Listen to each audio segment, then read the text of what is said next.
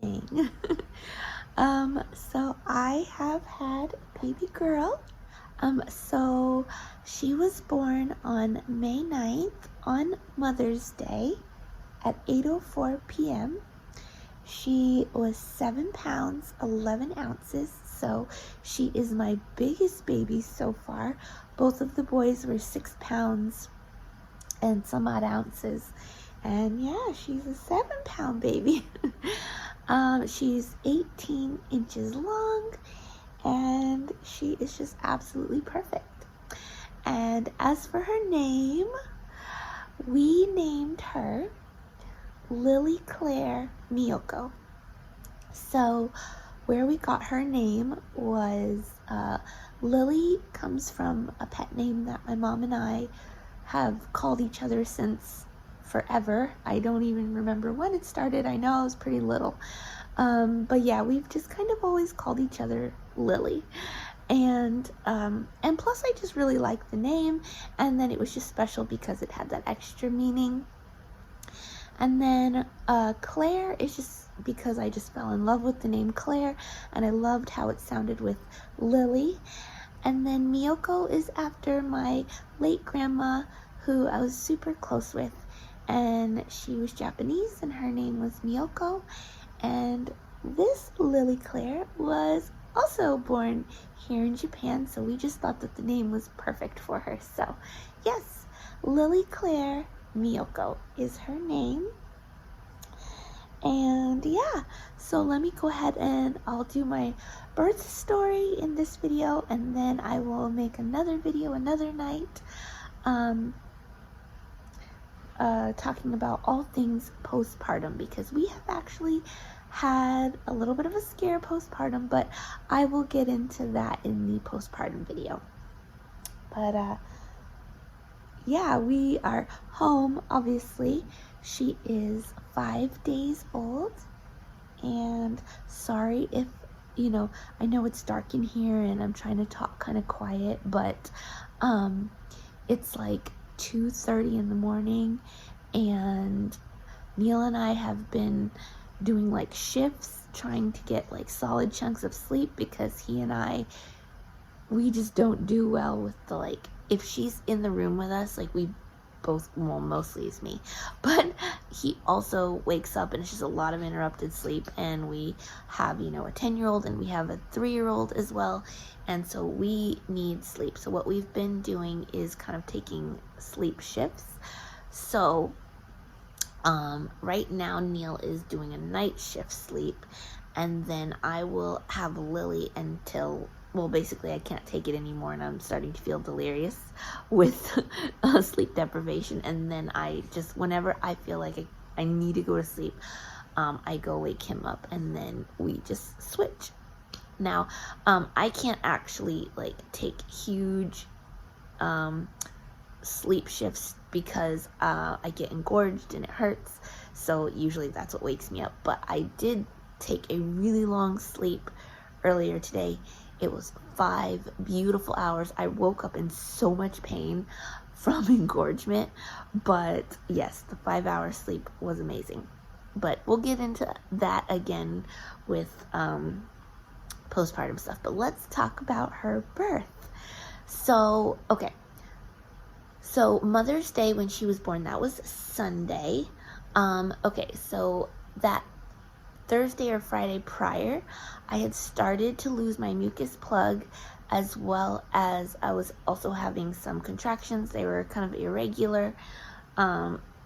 Some were like 5 minutes apart, others were 20 minutes apart. I still kind of thought I was in labor though, because my doctor at my last appointment had said that I was 4 centimeters dilated and 50% effaced. And with the boys, when I started having contractions, like, that was it, I went into labor. But these contractions kind of petered out eventually, and then yeah, so I was kind of disappointed, kind of confused about that. But then Sunday morning at 4:30, I was woken up by, it felt like a pop sensation. I don't know how else to describe it. It also just could have all been in my mind, a dream. But either way, I was woken up by what I felt like was a pop sensation, and then fluid. So I thought my water had broken, which I thought was super cool because my water has never broken on its own with both of the boys. It had to be broken at the hospital. So I was pretty excited about that, but it turns out it was not my water. I don't know what all that was about, but yeah. Anyways, but so at 4:30 I was kind of up, because I was really excited. I thought my water had broken, and it was also at this time that I started having contractions, and they were painful contractions. And I was on the phone with my mom, and every time I would have one, I kind of had to breathe through it. And I was like, okay, these contractions are, more painful than the ones that I had the day before, which I would describe more as like mild period cramps, whereas these felt more like the real thing. Around 8 a.m., I finally went and woke up Neil, and I told him I was pretty sure it was go time. We called our friends that were going to be taking care of our boys for us and let them know. And my friend Jolyn came over with her family and picked up the boys, and Neil and I headed to the hospital. So we get there, and they hook me up to the monitors. They check me for dilation. I was 5 centimeters. But my contractions were not as consistent as they would like. So they said they were not going to admit me because they don't admit until 6 centimeters, or unless your contractions are like, I can't remember if it's 411 or 511, like 5 minutes apart, lasting a minute long for at least an hour or something like that. So they were like, you can walk around the hospital if you want for like 3 or 4 hours, or they were like, you can go home and kind of walk around at home. You might be more comfortable, and that might get your labor started. But as of right now, we don't think you're in active labor.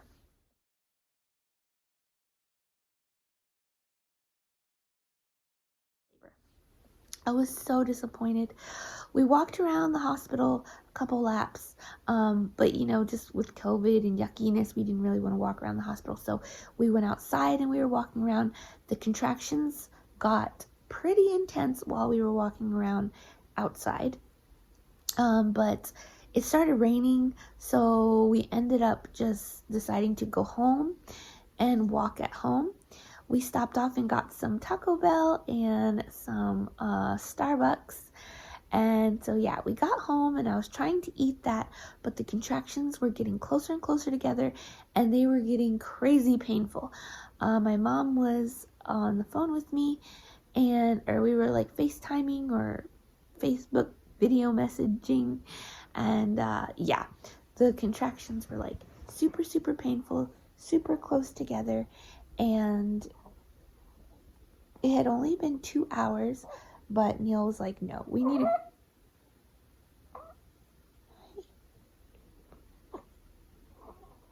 Neil was like, no, we need to go to the hospital now.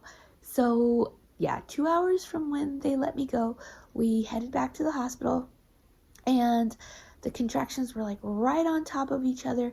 They were so painful that like I started crying through some of them. And yeah, so we park, we get out of the car, and I'm trying to walk. We were so close to the front door, and I was still having trouble walking to the front door.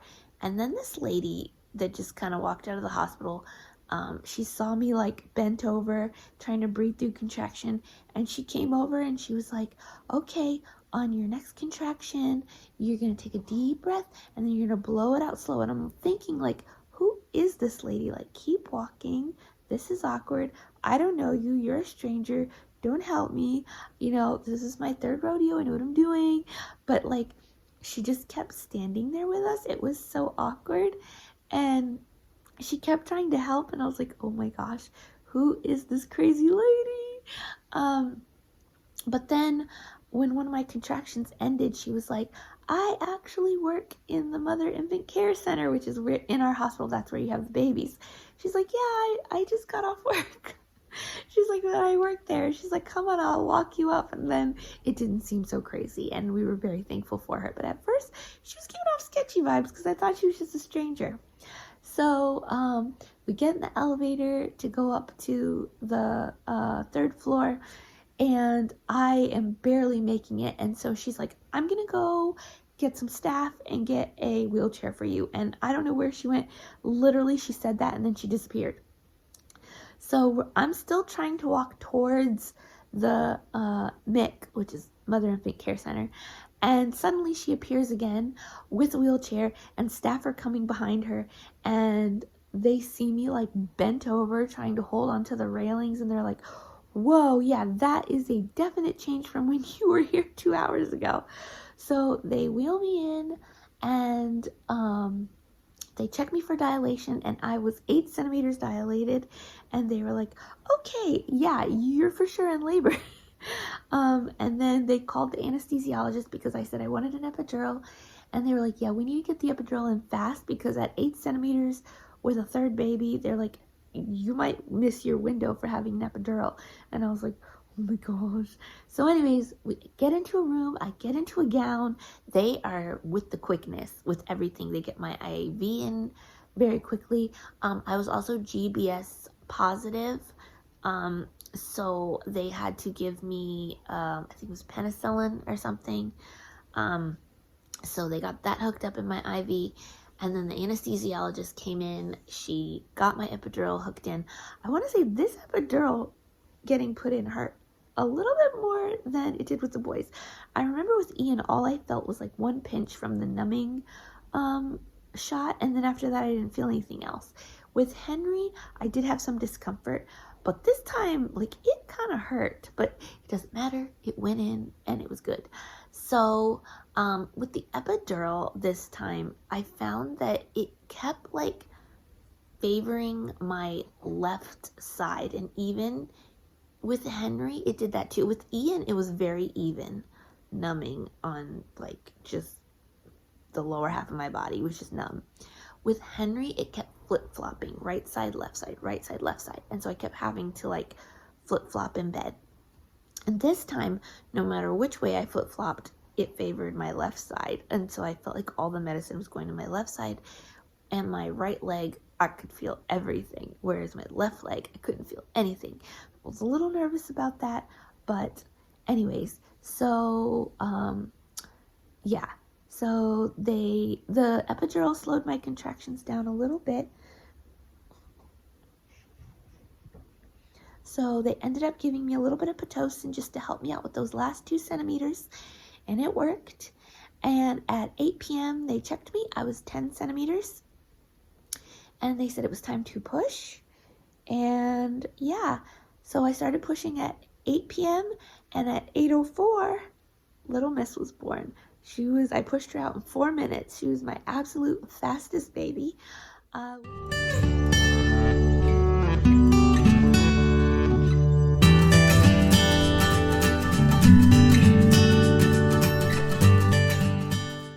With Ian, I pushed him out in 15 minutes. With Henry, I pushed him out in 20 minutes. His was a little bit longer because he had the cord wrapped around, and there were times when they were telling me, like, don't push and stuff like that. But with her, yeah, I started pushing, and then her head was right there. I have video, not gonna share it. It's all up in there. So I will not be sharing that video, but I do have video of it, and it's really cool to get to see it because with Ian, the doctors were totally fine with pictures and video, but for some reason, I just wasn't comfortable with it, and so I told Neil, don't film it, and I really wish I had let him. And then with Henry, they said we could take pictures, but no video, so I have all the pictures of right up in the money shot, which is so cool, but no video. And then this time Neil asked, and the doctor was like, oh yeah, video, pictures, take whatever you want, I don't care. And I was like, get up in there, Neil, this is our last baby and I want to see it. So he did. It was all up in there. And so for the first time ever, I got a front row view of my baby being born, and it is the coolest, most disgusting, traumatizing video I've ever seen, but it's also beautiful and so cool. So yeah, so she was born, and yeah, she's just perfect. We did skin to skin, we did delayed cord clamping, Neil cut the cord, and yeah, so she has the most hair out of all of my babies. Look at all that dark hair. And we think she may be my very first baby with curly hair. Back here, it looks very straight, but all up in this front part, super tight little waves. So I don't know. Ian and Henry both have straight hair. So she might be my first little curly-haired baby. Also, she is my first baby that has my blood type. Both of the boys got positive blood types like Neil, and so after they were born, I had to get the RhoGAM shot. But this time, little Miss has my blood type. I'm Rh negative, so that's kind of cool. Also, it was cool because I didn't have to have a RhoGAM shot. Those things are painful. But yeah, so that's pretty much our birth story. We were only in the hospital for 24 hours because she's my third baby and because I had an uncomplicated pregnancy and a smooth birth. They were fine with me going home within 24 hours. So I had her at 8:04 p.m. on Sunday, and then I went home at 9:30 on Monday. While I was in the hospital, they come in every now and then and they like push on your stomach. P.S. Hate that part. Oh, and before I got my epidural, they did end up having to give me a COVID test. Hated it so much. It was just as bad as I thought it was gonna be. It was so painful up my nose. But the good news is that I tested negative for COVID, so yay!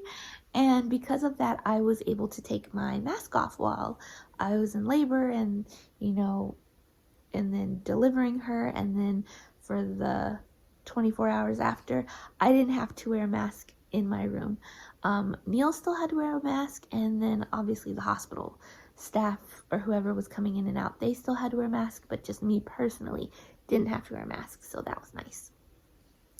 But yeah, so after I had her, they come in and do the check where they like push on your belly, and after one of the times that they did that, I did have quite a lot of bleeding.